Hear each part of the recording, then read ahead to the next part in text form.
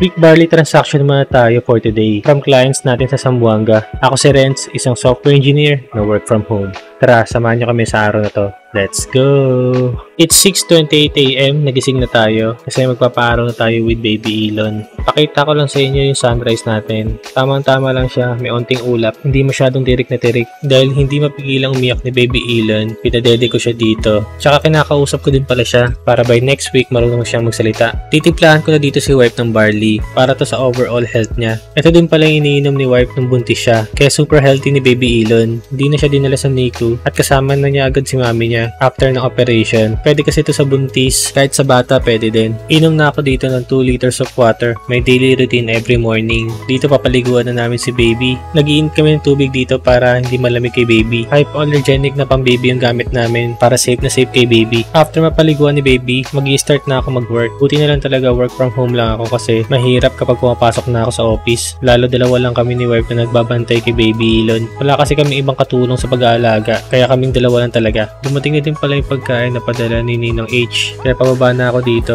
Iisa lang lagi yung nagdadala na pagkain dito, and kilalang kilala na ako ni Kuya. Nandito na yung food, 3 tab siya. Selfie muna tayo dito sa mirror sa elevator, kasama ng pagkain natin. Ilapag na natin dito sa lamesa. Yung unang food natin is chop suey para may gulay tayo. Second food naman natin is pancit, pang pasta natin. And yung pangatlong pagkain natin is chicken. Hindi ko lang alam kung anong tawag dito, pero parang buffalo wings yung itsura niya. Kakain na tayo dito kasi gutom na kami ni wife. Yung unang kakainin natin dito, itong pancit. Nagustuhan ko siya, hindi typical yung lasa niya, kaya 10 over 10 para sa akin. Tapos ito, inom na ako ng gatas ni wife. Nakikihingi kasi ako sa gatas niya habang nagpapadede siya kay Baby Elon. Back to work na ulit ako dito. Ganito pala yung itsura ko habang nag-work. Mukha lang ako nakatingin sa screen at walang ginagawa. Pero grabe ang pag-iisip ko dyan. Yung trabaho ko kasi kailangan na matinding pag-iisip, kaya napagkakamalan na akong senior dahil dito sa work ko. Nagsusulat lang ako ng form para dito sa LBC. Umorder kasi yung client namin from Zamboanga ng barley capsule, kaya ipapadala ko na din siya today. Meron na agad akong form dito sa bahay kasi binigyan na ako ng mga taga LBC. Suki na kasi ako dun. Ito lang pala yung papadala ko. Isang capsule tapos isang sachet ng powder.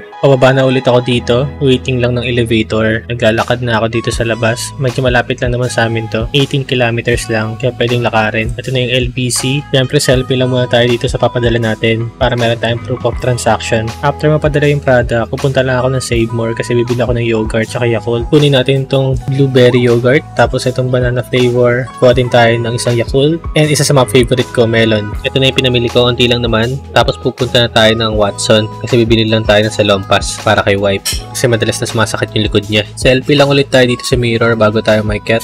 Back to work lang ulit tayo dito. Pagdating natin, medyo problemado tayo dito kasi hindi ko mahanapan ng solusyon yung task ko, pero eventually nahanapan ko din. Tulog pala sila wife tsaka si baby. Pinasabayan kasi ni wife matulog si baby sa umaga kasi pwede sa gabi kakabantay kay baby. Nag-start na pala yung meeting namin sa work. Yung mga kausap ko dito, sila yung mga kasama ko sa pag-build ng time machine. After ng work, kakain muna kami. Yung chop suey yung kakainin ko para may gulay naman tayo. So yun lang, thank you for watching.